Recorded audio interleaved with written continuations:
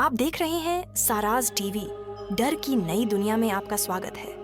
अगर आप भी रहस्यों और हॉरर कहानियों के दीवाने हैं, तो अभी सब्सक्राइब करें और बेल आइकन दबाएं, ताकि अगली बार जब डर दस्तक दे, आप तैयार रहें। रवि को शहर के बाहर एक पुरानी इमारत में किराए पर कमरा मिला।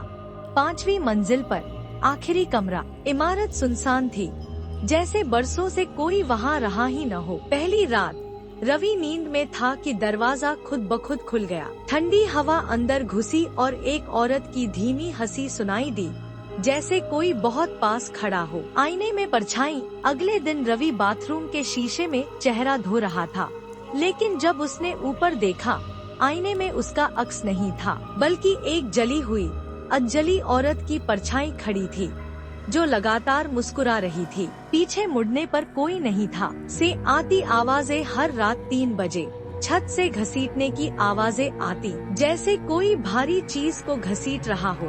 और फिर दीवारों पर खून से लिखे शब्द उभरने लगे, मैं अब भी यही हूँ। लाश का झूला। एक रात रवि छत पर गया ये जानने की आवाज कहाँ से आ रही है। वहाँ एक जर्जर झूला अपने आप हिल रहा था और उस पर कोई बैठा था। जब रवि पास गया तो देखा, वो वही अधजली औरत थी, जिसकी आंखें बाहर निकली हुई थी और मुंह से खून टपक रहा था। वो बोली, तू मेरा नया किराएदार है ना?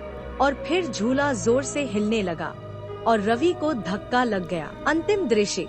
आखिरी मंजिल से छलांग। रवि ने डर के मारे 5वीं मंजिल की खिड़की से छलांग लगा दी, लेकिन जब नीचे जमीन पर आंखें खोली, वो फिर से अपने कमरे में था। कमरे के दरवाजे पर वही औरत खड़ी थी। अब उसकी गर्दन पूरी तरह मुड़ी हुई थी और बोली, अब कहीं जा नहीं सकता, तू भी मेरा हिस्सा बन चुका है।